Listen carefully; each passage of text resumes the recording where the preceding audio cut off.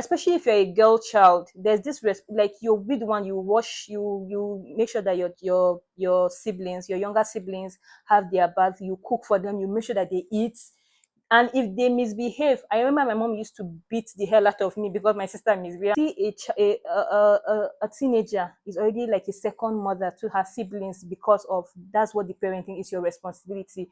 But a child should not is not supposed to also take care of a child. A 13-year-old girl is still a child.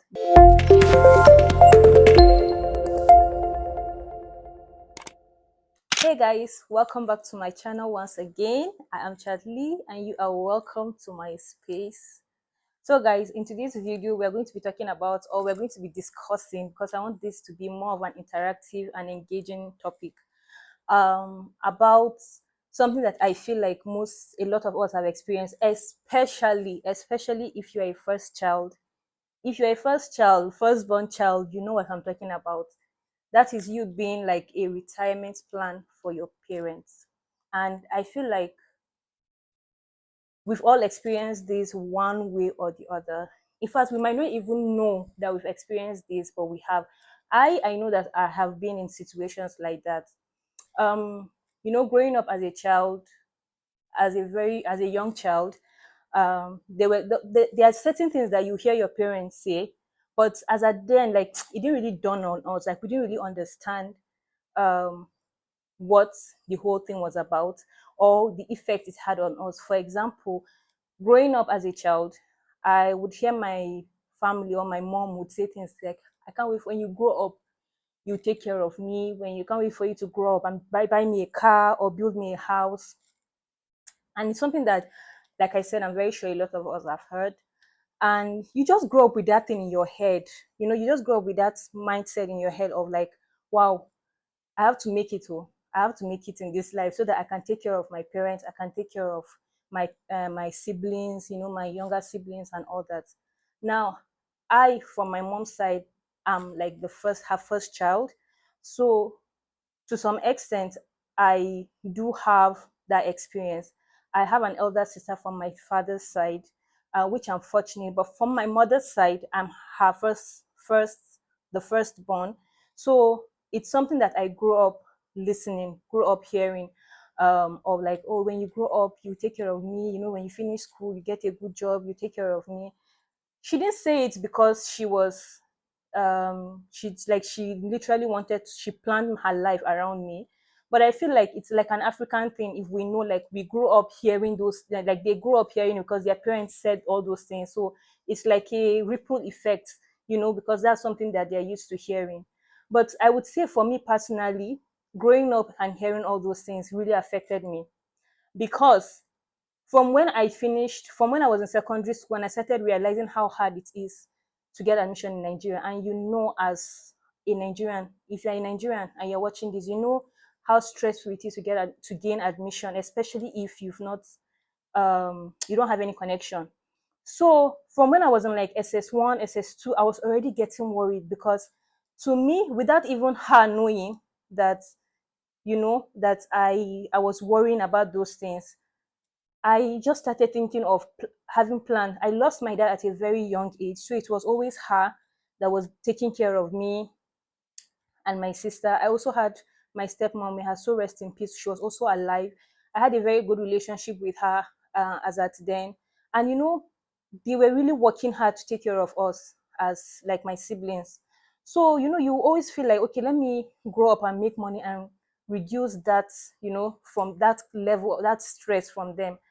And that was what I kept doing. By the time I got to secondary school and I was done with my secondary school, I wrote jam about 4 or 5 times, passed jam, but never got admission at all. Like, it was so bad. Like, my other siblings even got admission, finished school, and then my younger ones finished and got admission, because I had applied for medicine initially and I wasn't getting it. It was so hard. And before I finally, I have a whole story on that, so I don't want to digress. I will link it up for you guys to go and watch if you want to, a story on that. But that whole period, even when I went to school, when I was in the university and I was in school, my sole purpose for me personally was I wanted to take care of my mom. I wanted to take care of my siblings. I wanted to make sure that, they were doing like I provided for things. You understand what I mean? My mom never asked that of me, but because of like some of the statements you grow up hearing, and I would say I'm the fortunate one because I never felt like they were putting so much pressure on me. I just took it up, seeing how she had to work hard and how she had to struggle to provide for us. And I felt I want to grow up and take that from her. Now we have parents that actually that's what they do. Like their children are actually their retirement plan. What they do is they allow their children to, they literally don't invest at all or don't have any savings. So what they do is that they will make sure that they sponsor that child, and they keep telling you that, like they'll keep telling you that, like that, see, it's like almost like they want you to know that they are sacrificing so much. They are sacrificing so much and putting in all and investing in you because you, like, you owe them something. You know, they will tell you after everything you've had, I'm very sure you've had that statement of after everything I've done for you as a parent, but that is actually your obligation as a parent.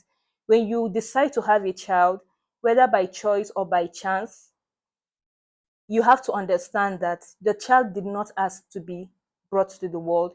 You decided, you know, and once you decided to do that, it's your responsibility to take care of the child regardless, you know, of anything, to make sure that the child grows to their full potential. It's an amazing thing for you to grow up and want to be the best for your parents. I want to take care of them. I'm not negating that, or I'm not saying that people shouldn't do that. But what I'm emphasizing on is the importance of us as adults now to kind of be intentional about making sure we save, making sure we invest well, we make use of our time now, so that when our children, when we have children, you know, your children can also grow up and become something that they want to become. Because that burden and that pressure that we put on our children, or that, yeah, because yeah, that we put on our children, we might not know that we are doing it. I'm very sure like a lot of our parents, if you sit them down and explain it to them, they might not even know that you do it. It's like an African thing, you know. Even when you finish and you travel, like we see a lot of people that travel abroad to go and work, you know, to make something for themselves. Most times when you hear them talk, they talk about their parents and how they need to take care of their parents. And I don't know if we don't really understand how that affects those children, because it's like a labor, like it's kind of delays a child.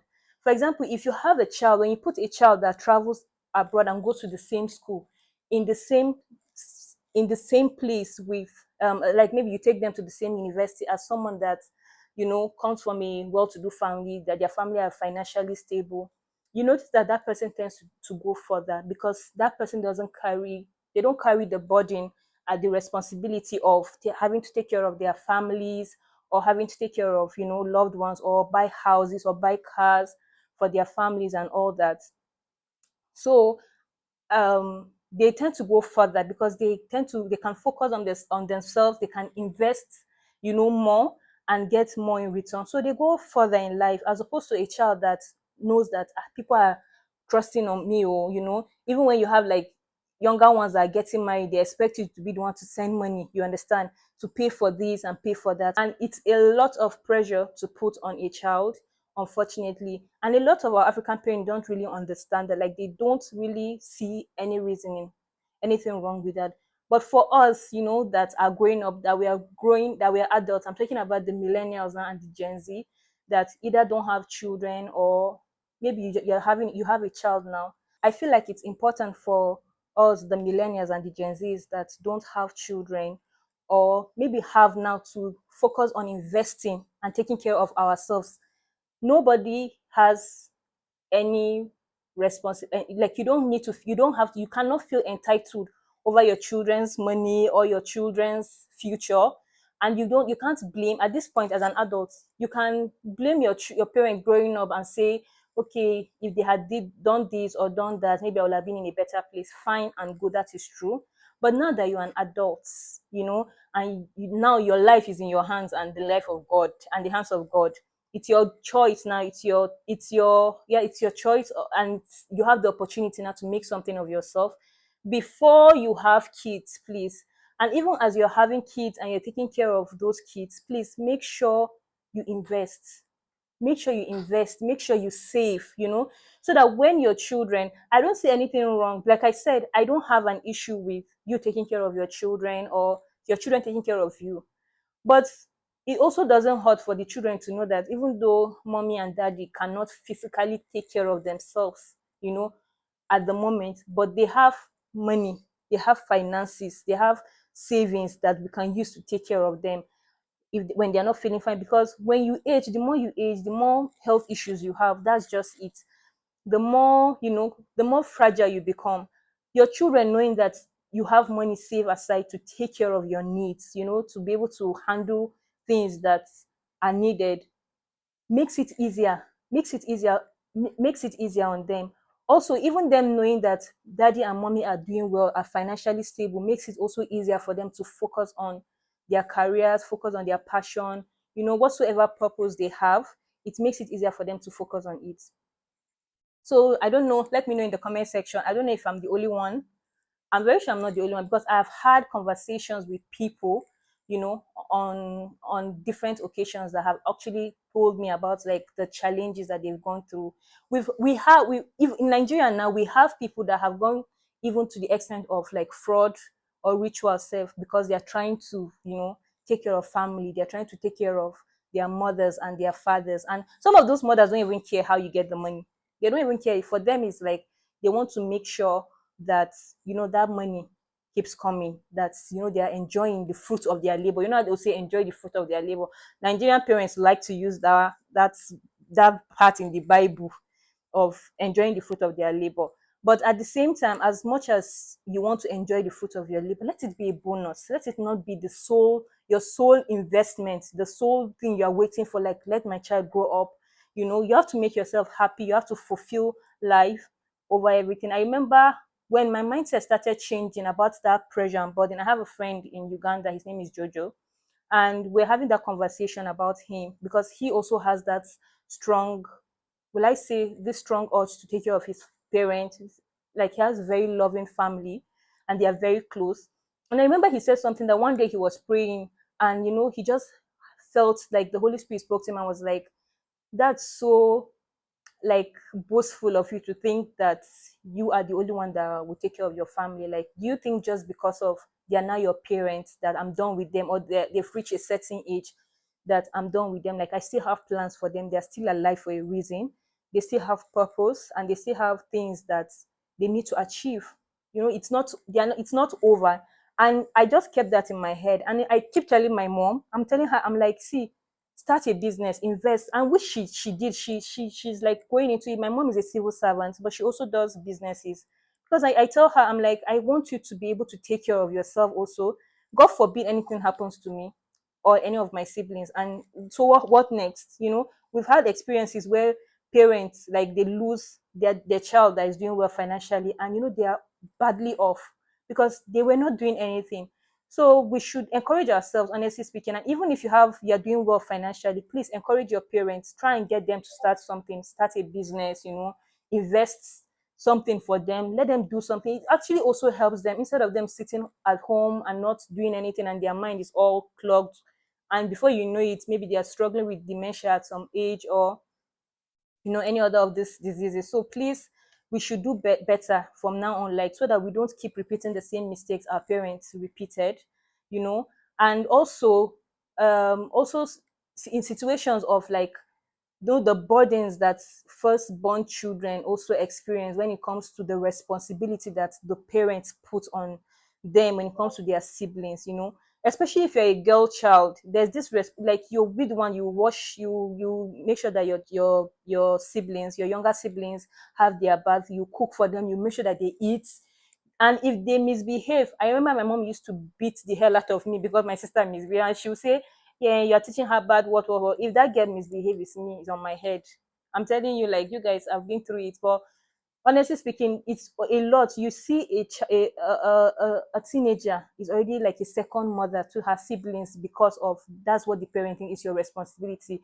But a child is not supposed to also take care of a child. A 13-year-old girl is still a child. There's this thing with our society of trying to make women grow so fast. You're a woman now. No, she's not. She's a child. She's still a baby, for crying out loud. Anyways, I feel like I'm becoming too emotional when it comes to this topic. But yeah, I just wanted to bring it up and, let's have a conversation about this because I feel like it's something that should be done about it. I still see it happening now. Like I'm still seeing it happening. And I feel like we've complained, like a lot of us complained growing up about how our parents treated us, and then we are repeating the same thing. It's time to break generational trauma. It's because I'm actively trying to make sure that whatsoever have affected or influenced me in the past will not affect me or my children. I don't want my children to have to sit down and start having this conversation with other people because their parents did the same thing. I don't want that. My mom would always tell me about a lot of things that she experienced as a child and things how she walked through them. So I was fortunate enough not to experience certain things or yeah, certain toxic things, right? That she experienced as a child. And she tells me, and I'm so shocked. She'll be like, "Oh, when I was growing up, this and this happened." I'm like, "How? How can someone do that to their child?" And here I am also. Of course, she did the best that she could, but no parent is perfect.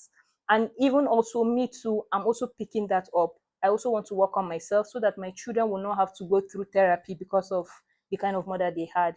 Anyways, guys, that will be it for this video. Let me know what you think about it. And also, you guys, please help me and recommend if there's any other topic that you want us to discuss. That will be it for this video, guys, and I'll see you in the next one. Bye.